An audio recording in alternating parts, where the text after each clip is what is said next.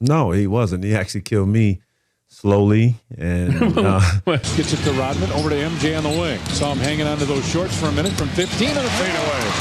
Interest on defense. On top for MJ with Ray Allen on him. Michael goes right by him and takes it right to the basket. Looks like he got whacked. So about 3.5 seconds difference. MJ stops, fadeaway jumper. Michael drops it home. 11 points.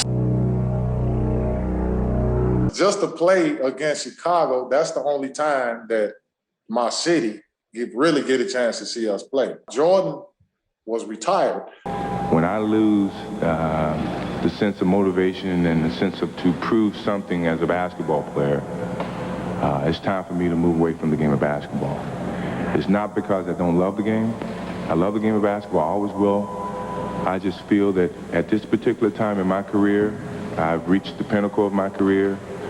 I've achieved a lot in that short amount of time, if you want to call it short. But I just feel that I don't have anything else for myself to prove. He didn't come back until, I think, maybe the last 20, 30 games of the season after All-Star break.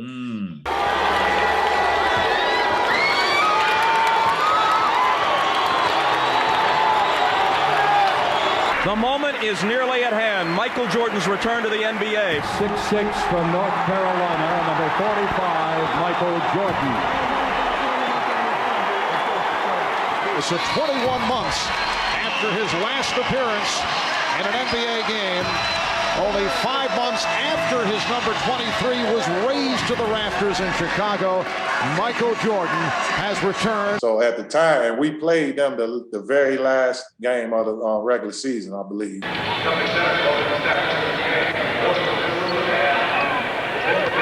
I ate my best meal. I got a good night's rest. You know, I read that damn scout report a couple of times. You know, I was just excited, man. I was ready to play, not only against him, but just to play against the Bulls, man. See, Bulls much better than the Bucks. Mayberry comes around, down low they go. Robinson in the lane, fades away, and hits. I thought they said it was a 3, and Phil's hollering about it right now. Baker starts to back in. Back to Robinson.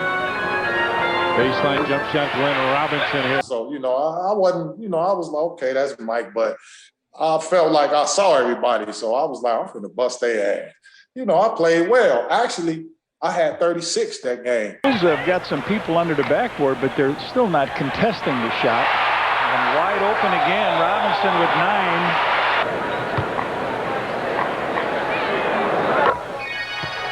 Danielle Marshall. Minute 20 left here, first period. Bulls in an afternoon contest. Glenn Robinson comes in. Terrible interior defense. Here misses the first. There's Baker to Robinson, Johnny. Boom as Robinson. Gotti comes over to help out. On top, it's Robinson. Robinson with the long deuce, and Glenn Robinson hits from up high. Plus, Jordan had number 45, so he looked a little different. Down low, Michael posting up with Day on him. Robinson trying to help. Bulls wanted an illegal defense and a foul. MJ stops, goes inside, was looking for Tony, going to the basket. Tony didn't do it. Now Robinson comes up. He'll take a 3.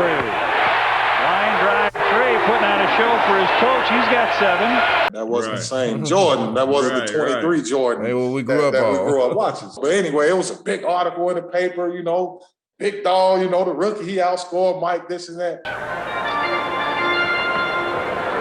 Murdoch looks down, finally finds Glenn Robinson with Jordan on him. Glenn Robinson with the turnaround. Tony Kukoc. The basket as Robinson fades away and hits again. Robinson up high to set the screen. Tony right there to help. Now Robinson's got Steve Kerr on him. Day goes down low. Glenn Robinson, baseline jumper with 2.2 remaining. Got a couple trips back. Glenn Robinson for a 3. Robinson brings it up the floor. He's got Michael on him. Now wants to back in against MJ. Milwaukee fans love this one. Robinson with a rebound, put it in. Curb it, Eric Murdoch's right there. In the middle, Glenn Robinson with a jumper. What a beautiful play. He stopped his body on Here, and they'll bring it back to Glenn Robinson. Robinson pushes off, gets the 15-footer to go. And now, hey, let me finish now. When he came in, he didn't have no training camp. He just came in off the streets and started playing. So if you look at the numbers he was putting up there, that's kind of insane. But he had the full season now, training camp.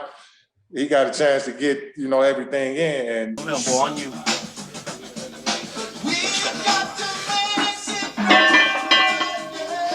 Easy. So this is basically built for him so he can play basketball, he can work out. I go over and do my work over there, come over here for lunch, lift, go back, finish my work over there, and come back and play in the afternoons. And so we would invite anybody in LA who wanted to play or who played professional basketball to come out and play. Fellas, it was like he read that shit. Next game, he had to make a point. It was like he read I gotta make an example. Man, the next season, when he, now keep in mind, he came 23. in. Absolutely. That man right there, a real major factor whenever you play them because he can literally take the game over. Jordan had 20 points, 7 in the second half. Scottie Pippen, 22, but he only scored 2 after intermission. Of course, he averaged about 45, 46 against us. But you know who had to pay? You know who had to eat most of them buckets?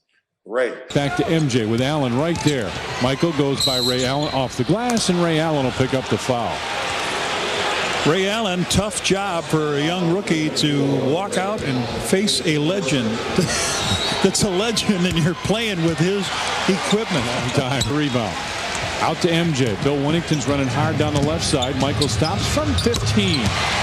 Running hard up and down the floor. Allen turns and looks. MJ hits again. It looked like he almost pulled a string on that jumper that time. Tied at 23 now is Michael with Hancock on him. Backs his way in, spins, fades from 15. MJ. Yeah, I remember Chris Ford. He's yelling at me. Chris Ford's yelling the whole time. He's like, "Rookie, get in front of him! Get in front of him!" And I'm fronting him on the post, and MJ just kind of slowly glides across the floor, and he gets the ball and shakes and scores. And I did everything the game plan said. Point Bulls lead with 7.5 left first half. MJ's been quiet for a little while and ends that drought. A beautiful steal. He lulled him to sleep. Came at him, went away, brings it down to MJ, lays it in. What a finisher. Ball loose, gets it to Rodman, over to MJ on the wing. Saw him hanging onto those shorts for a minute from 15 and a fadeaway. Just on defense a little bit now. On top for MJ with Ray Allen on him. Michael goes right by him and takes it right to the basket. Looks like he got whacked on a play. And then there's a breaking action. We're sitting there, and Chris Ford is just down there just hammering me, and MJ was like, he's doing a great job, coach. He's actually doing a great job. Meanwhile, he's got 45 on the books. So I was like, yeah. Hey, but look, that's why Ray to his credit, why look, AKA Jesus Shuttleworth, that's why he's the first, he's Mr. Jordan brand. MJ said, you know what? You worthy. I'm gonna make you the first one. He the first member of the whole Elite League Assassins that Jordan started creating. Mike grabbed him first. Yeah. Bucks with the lead. MJ spins baseline, fades. No, but a foul on Ray Allen. We used to be the bassoon section. Reed picked it up. MJ comes inside, fakes in the lane, fadeaway jumper. Yes, and it counts. Off of Johnny Newman. He makes the bump. Newman picks up the second foul. Jordan with 27 and a free throw here. Comes in, gives a little fake, comes to the middle, and you see 14. So about 3.5 seconds difference. MJ stops, fadeaway jumper. Michael drops it home. 30. 11 points. Scotty bounces down low. MJ fadeaway from 15. Did you think that Mike didn't want you taken out because he had 45 in the books? Like he wanted you to guard it? No, I honestly believe that he didn't think that anybody could stop him. He can score whenever he wanted to score, wherever he wanted to score. So it didn't matter what I did out on the floor. He was going to get his touches. He was going to get his points. Looking for the Scotty was open down low. Not a bad pass. MJ's pretty good choice. He could be within 3. And if they take a foul, if they take one here, shot clock. Get a new 24, yeah. MJ fadeaway jumper. He almost broke John off. This one's not over yet. Not over. Now he's got to foul him. There's a foul. MJ's second one, 40 points. Well, it got tight down the end. Milwaukee made a great run. And, John, I'll still go back to 2 free throws that Vin Baker missed. They're a big difference. Otherwise, it's a 1-point game. But the Bulls do win it here. MJ all day long, only because how I played against him. And, MJ just had everything, from mid-range to three-point to post-up game, and he could score and dominate in each position. If Mike played today, he would average 45 in his prime. Easy. You believe that? Mm-hmm. It's just not a comparison. To compare what we do now, what's going on now, to what's happened in the 80s and the 90s. When it get down to just the killer mentality and the killer instinct, can't nobody get up in that room with Kobe and MJ. They belong in that room by their damn self. Right. Can't nobody come up in there. Like right. When you talk about the set of what they bring to the table and how, like, what, I fight you, I score 60 on you, you know what I'm saying? I lock right. you down. Like, they by themselves. Yeah. They by themselves in that room. Can't nobody else grace that joint with them. But what happened to Ray Allen was not the only time Jordan decided to punish whoever stood in front of him. Years earlier, against Dominique Wilkins, he made it even more personal. First came the warning, then came a 61-point massacre. Click now and discover the night MJ backed up his promise without showing any mercy.